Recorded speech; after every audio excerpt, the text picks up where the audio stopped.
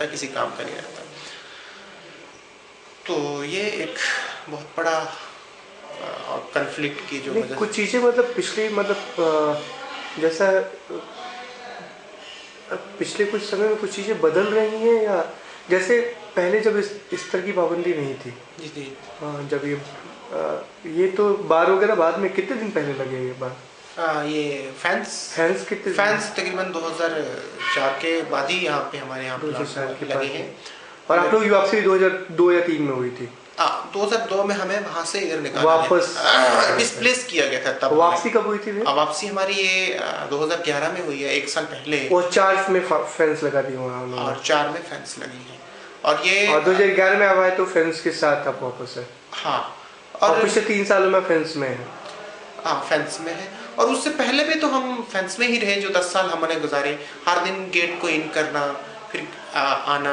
इसमें बहुत सारे बच्चे स्कूल ड्रॉप आउट हुए।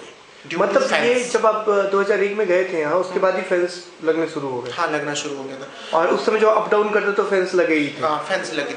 आई कार्ड इशू हो गया था उस वक्त? आई कार्ड तो वो एक तो आइडेंटिटी के लिए आर्मी की एक बनती थी, उसमें रिस्पॉन्सिबिलिटी की आइडेंटिटी के लिए आई कार्ड बनाना एक अच्छा था। इस चीज़ को हम ठीक कहते हैं कि आई कार्ड होना चाहिए, आइडेंटिटी होना चाहिए। कोई वहाँ से अगर क्रॉस होगा तो यहाँ कुछ शहर में या कुछ ऐसी जगह पे कुछ हो जाए तो नुकसान है जी उस चीज़ का। और फैंस को भी हम एक बहुत बड़ी फ़ायदेमंद चीज़ मानते हैं जो हमारी प्रोटेक्शंस के लिए है। बट लगी बहुत गलत जगह पे है।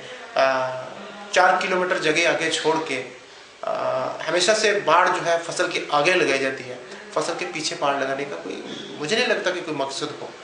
और आज तो हालात बिल्कुल साजगार हैं। सीज़ फायर है, सीज़ फायर तब भी था जब ये फैंस लगी थी। तो यही बाढ़ अगर बिल्कुल एक्चुअल लाइन के ऊपर, ज़ीरो लाइन के ऊपर लग जाती तो इसका बहुत बड़ा फ़ायदा होता। एक फ़ायदा ये कि हमारे सब लोग प्रोटेक्ट होते। दूसरा ये कि उन लोगों को वहाँ से डिस्प्लेस होने की ज़रूरत ही नहीं थी। तीसरा ये कि हर आदमी के दिल में ये एक एहसास होता कि हम भी, हमारे लिए भी सरकार कुछ कर रही है, सरकार हमारी प्रोटेक्शन के लिए। मतलब ये बाढ़ आप कह रहे हैं जिस तरफ से पाकिस्तान के सामने वाले साइड में बाढ़ लगा? हाँ, बिल्कुल ज़ीरो लाइन के ऊपर, जीरो लाइन के ऊपर बाढ़ लगाते हैं। उसका कुछ मतलब होता है? हाँ, उसका कुछ मतलब होता है। और एक बिना आंखों के जो आदमी उसको भी नजर आता है यार फैंस लगा है। और इंडिया गेट इधर बना है और उधर बाढ़ दूसरी तरफ है। हाँ, लोग दूसरी तरफ है, पॉपुलेशन आगे और इंडिया गेट आगे। ये सारी चीज़ें आप समझ सकते हो बड़ी आसानी से कि इसका कोई मतलब नज़र नहीं आ रहा है। सपोज पाकिस्तान से कोई छोटा सा अटैक होगा तो पहले वही लोग, और ये सीधा सीधा एक तरीके से ये भी कह सकते हैं कि ये ज़मीन किसी को डोनेट कर रहे हैं, दे रहे हैं बस। तो वोटर आईडी वगैरह बना के दिया उन्होंने? कौन सा ट्रेन? मतलब वोटर आईडी, राशन कार्ड, ये सब है आप लोगों का? वो तो रेवेन्यू रिकॉर्ड्स के हिसाब से हम यहाँ के हैं, यही हैं और यही रहना चाहते हैं लोग। और इसी सरकार से यहाँ पे इलेक्शंस में पार्टिसिपेट करते हैं लोग, कॉलेजेस में। मतलब तो वोट मांगने के लिए लोग आते हैं आपके पास, सांसद, एमएलए के लिए? देखो, एमएलए एमएलसीज के लिए जब वोट, एमएलए के लिए खासकर जो वोटिंग्स होती है तो तब लोग आते हैं। और तो उनको अंदर जाने दिया जाता है? नहीं, अंदर नहीं जाने दिया जाता। वो लोगों से बाहर ही बातचीत करते हैं। तो लोगों से बहुत सारे वादे भी किए जाते हैं, इसमें कोई दिक्कत बड़ी बात नहीं है। तो करते हैं वो तो आपका पता है। यहाँ अभी विधायक कौन है आपके यहाँ पे? यहाँ मिस्टर एजाज चांद, मेंबर लेजिस्लेटिव असेंबलीज हैं। और उनसे उन्होंने वादा भी किया था कि जितने सारे मतलब ये मकान ड्यू टू इतने साल रहने के बाद जो है टूटे हैं, हम कुछ लकड़ी प्रोवाइड करेंगे फॉरेस्ट डिपार्टमेंट से और डिस्ट्रिक्ट एडमिनिस्ट्रेशन की तरफ से। ये वादा बिल्कुल वहाँ उन्होंने, बहुत सारी मीडिया और आर्मी का बहुत बड़ा फंक्शन था नाटू पे, मैं आई विटनेस हूँ उस चीज़ का। तो उन्होंने वहाँ कहा था, मगर आज तक रिहैब के लिए आप लोग प्लान कर, मतलब अगर रिहैब के लिए सरकार कभी आप लोग ऑफर दे तो आपके यहाँ के लोग रिहैबिलिटेशन के तैयार है? हाँ, रिहैबिलिटेशन के लिए तो हमारी डिमांड है कि हमें वहाँ से हटाओ। हमारी बहुत बार गुजारिश है कि हमें रिहैबिलिटेशन के कहीं सिस्टम में लाया जाए।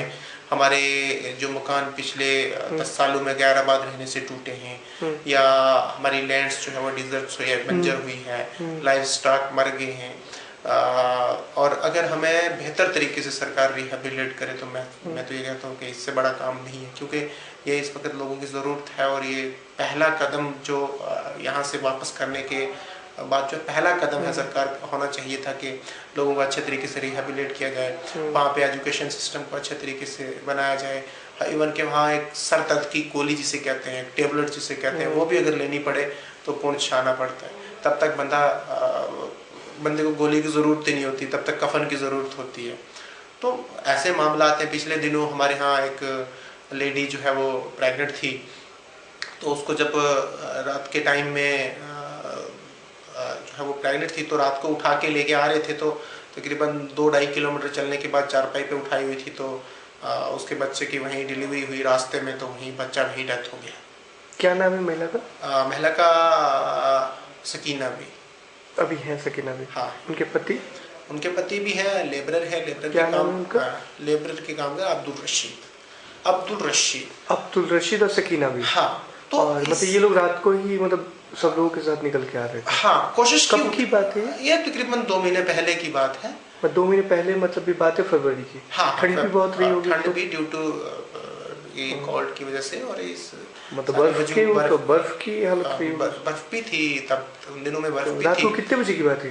ये तकरीबन कोई रात को 7, 7:30 शाम के वक्त ही। तो मतलब उन्होंने निकलने दिया उस वक्त? नहीं, अभी वहाँ तो आगे आर्मी नहीं है ना, आर्मी का गेट तो 4 किलोमीटर पीछे है।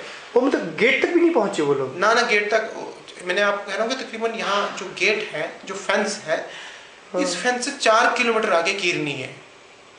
ओ मतलब ये लोग दोनों, मतलब इनके परिवार के लोग, ये लोग 2 किलोमीटर अंदर से फेंस तक भी नहीं पहुंचे थे ना। फेंस तो 4 किलोमीटर के लगभग आगे। तो मतलब बीच रास्ते में ही हो गया ये? बीच रास्ते में ही डेथ हो गई उसकी। ये देखो बच्चे की, सड़क की अहमियत। तो वो तो बच्ची है उनकी। हाँ, अम्मी तो बच्ची है। हाँ, देखो सड़क वहाँ होनी चाहिए जहाँ जरूरत है।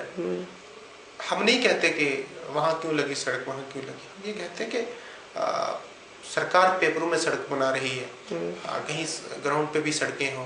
जैसे कीरनी की एग्जांपल है, बड़ा खूबसूरत बोर्ड मैंने जिक्र किया पहले कि यहाँ डिस्ट्रिक्ट डेवलपमेंट कमिश्नर के ऑफिस के सामने बिल्कुल लगा हुआ है कि 3 पॉइंट कुछ करोड़ रुपया जो है उस पर खर्च किया गया और वो सड़क जो है वो बनाई गई।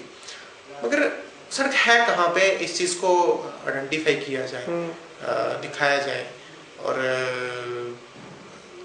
हम चाहते हैं कि वो सड़क कीरनी से, कस्बा से कीरनी एक सीधे तरीके से लगे, जिससे आम लोगों को फ़ायदा हो, कस्बा के लोगों को भी फ़ायदा हो, कीरनी के लोगों को भी फ़ायदा हो।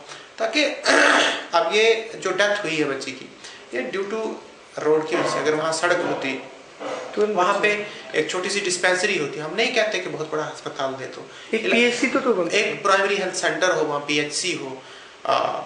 एक कस्बा के लिए मैं ये कहूँगा कि अगर कीरनी के लिए अकेला नहीं दे सकते, कस्बा और कीरनी के दरमियान में एक पीएचसी बन जाए, दोनों गाँव को जोड़ के एक पीएचसी बन जाए, तो उससे भी फायदा हो सकता है। आपके यहाँ जहाँ आपका घर है वहाँ से पाकिस्तान बिल्कुल दिखता है साफ साफ? वो तो बिल्कुल वो हमारे यहाँ बिल्कुल सामने टाप के ऊपर, पहाड़ी के ऊपर, जैसे 2 पड़ोसी आमने सामने। हाँ बिल्कुल ऐसे जैसे 2 पड़ोसी आमने सामने घर हो और रह रहे। लेकिन आप लोग की बातचीत नहीं होती उधर?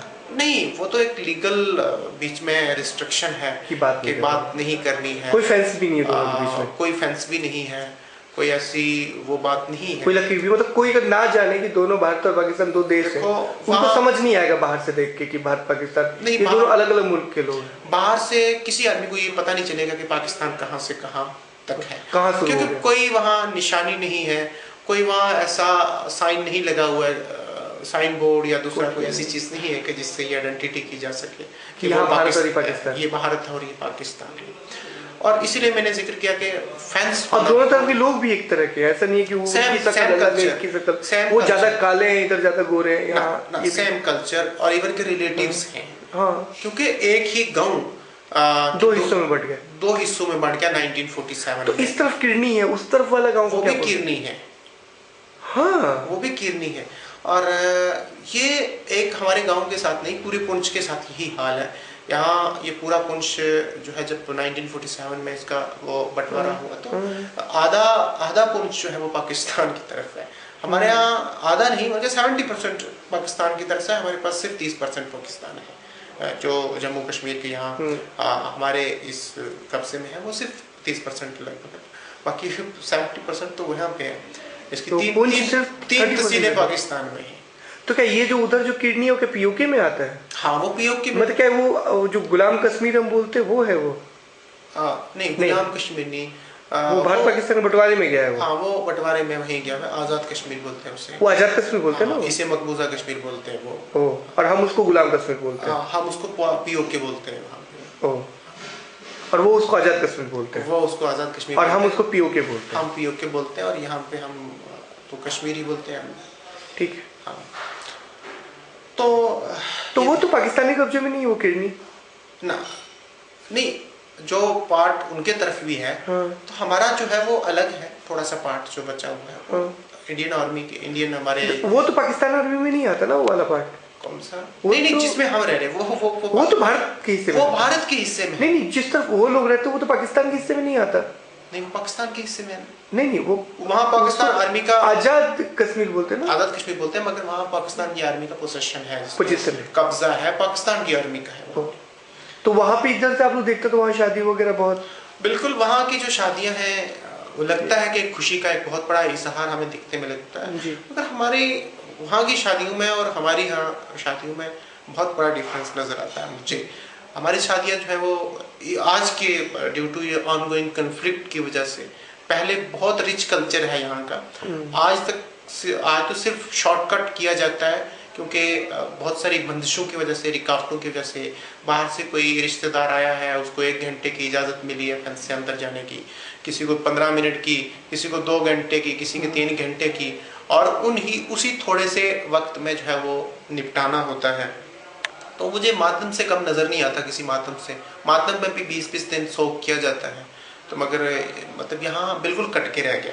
दूसरा ये कि बाहर से हमारी बहुत सारी बच्चियों के रिश्ते जो बाहर से लोग करने को आते हैं, जो लड़कियां जवान हैं तो रिश्ते करने के लिए आते हैं, बट वो लोकल कंडीशन रिस्ट्रिक्शनें देखते हैं वहाँ की, जब तो वो सोचते हैं यहाँ तो एक हम कफस में जा रहे हैं, पिंजरे में जा रहे हैं, कहाँ से हम शादी कर रहे हैं।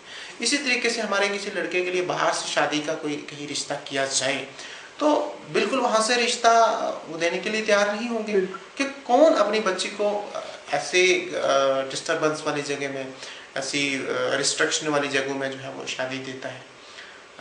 वो एक तो ज़्यादातर शादी अंदर ही होती है और